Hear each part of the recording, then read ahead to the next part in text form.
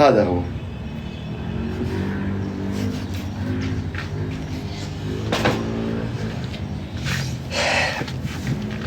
بس يحل غلاصته وبس يتساءل، يا الله شو سعيد.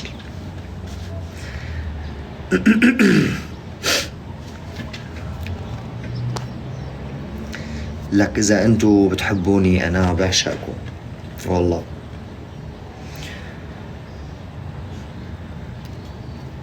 حماد احكي لنا عن أيام المدرسة. شو بدي أحكي لكم؟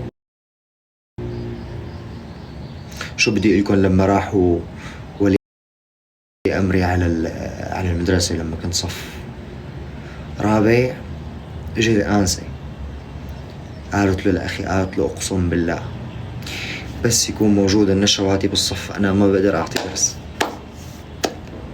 أبدا.